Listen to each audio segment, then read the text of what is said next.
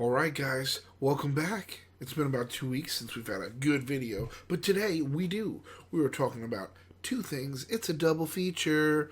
We're talking about the Heatvape Invader Mini and the Furytank, which kind of looks like a sub-tank, but it's a Furytank, and that is by, I forget what Furytank's by, Shenzhen Anyvape Technology. So, we'll dive right into these in about a second, but let me turn this bad boy on. Okay, wow, it's popping right there. Welcome to the Cloud Corner.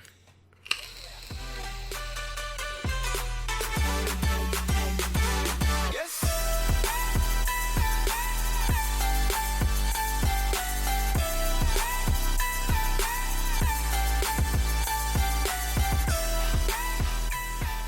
Alright, so you know what time it is. Let's talk about the first out of the two items that I am going to talk about today, and that is the Heatvape Invader Mini. Now, this is a single 18650 regulated tube mod that actually looks like it's a brick shit house. You can throw this thing on the floor. It's got like an outer box coating on the outside, held on by two screws on both sides. The battery is held, or the 510. It's actually a nice looking 510. And then the battery case, designed by Heatvape with a QR code. You spin it off. It's a little hard to get a grip on. That's one thing that I kind of don't like, but it pops right off.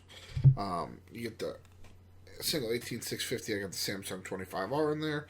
So it's got a nice battery hole in there. Everything looks pretty clean. So you throw the battery back in, poke it down, and then we spin it up. Get it a little tight.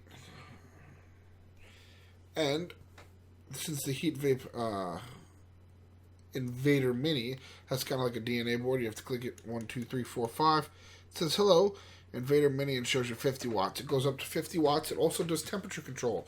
So if you have them nickel coils, go ahead and throw them on. I actually got to borrow a friend's nickel tank, throw it on top of this to try it out because I didn't have any more nickel coils or anything lying around. So it works well with the temperature control. It works just like a DNA, 40 with temperature control does, but this is a 50. So I mean, now we're getting to the point where technology will let us do temperature control for all these different wattages, and it works well with this. I'm not going to discredit it at all. One thing I don't like, you get the buttons that are built in, but when you go plus, it goes by 0.1 increments. Then you can hold it down. If it'll zoom. Whoops. So it'll go all the way up to 50. Take it to 50. For those of you who do not know how to switch between temperature mode and non-temperature mode, easiest way to do it is you're going to click. Actually, you're going to hold down. You're going to hold down the plus and minus buttons on the board until it gives you this message when it says,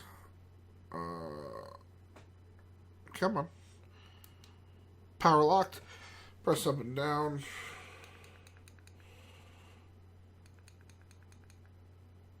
Alright, so when you have it locked, if you click on the power button 5 times, oops,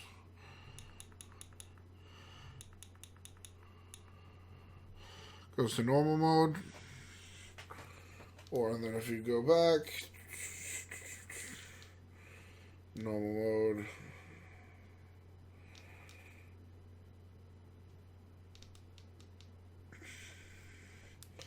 I don't know why it's not working for me. Unless I totally forgot how to change it between temperature mode. Because that could be it. One,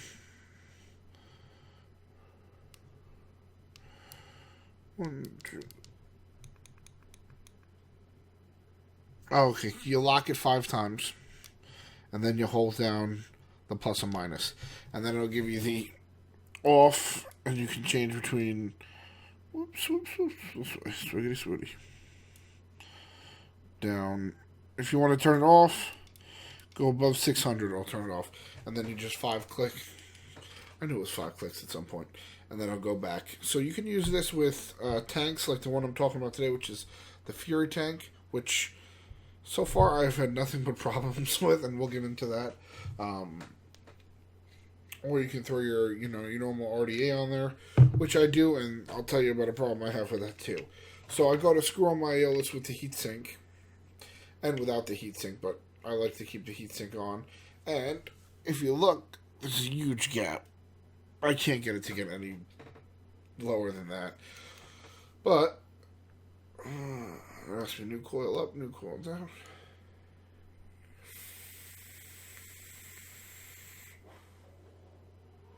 Still fires fine. Like, I can use it like this. And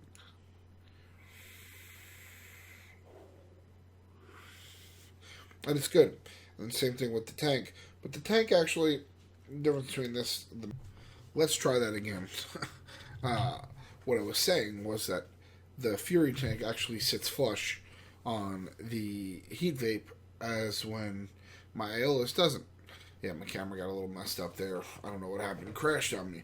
But overall, I want to kind of get to the points that I have had nothing but problems with the Furytank, and I have had nothing but good time so far with the Invader Mini. So let's kind of go into the packaging real quick.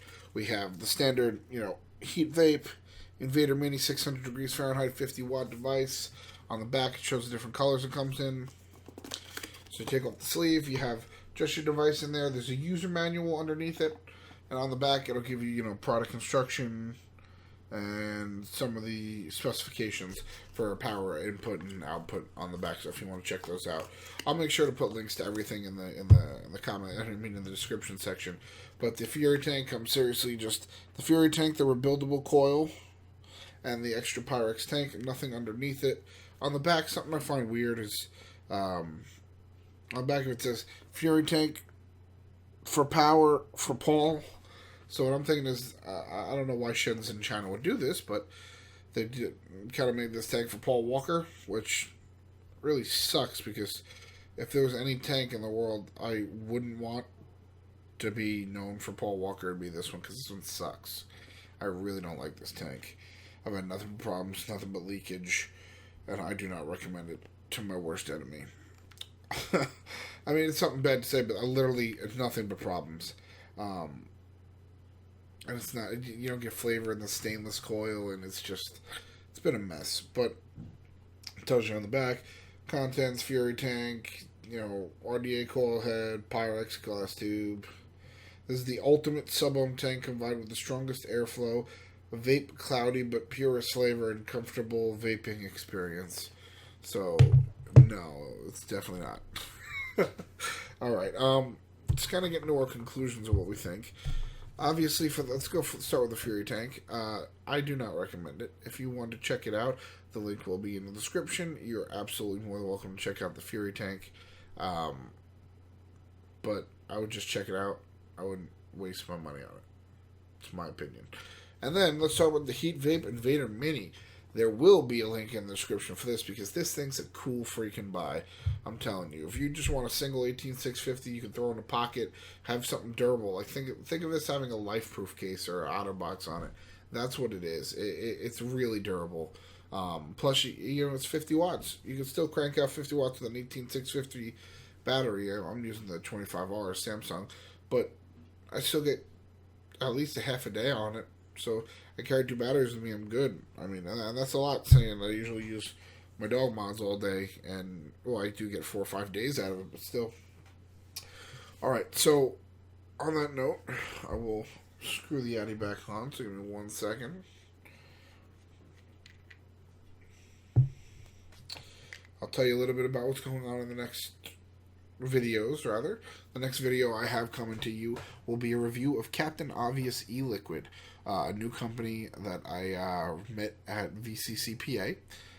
Very friendly guys, very cool guys, and I remember tasting one of their flavors. They have they label them just like the kind of the labeling system that I have is that they call them. It's just like the generics, kind of like let's put it this way: their flavor names are the breakfast one, the beach bum one, and the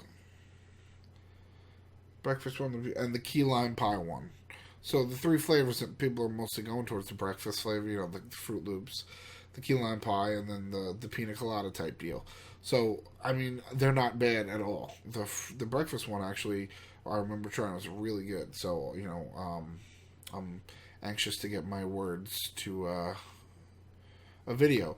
But let me turn this bad boy on. And then after that, I have Crescent City Clouds. My buddy Chris Flowers sent me over Fuju, Rebirth, and Andes, which are the new 3 flavors that came out of his line recently.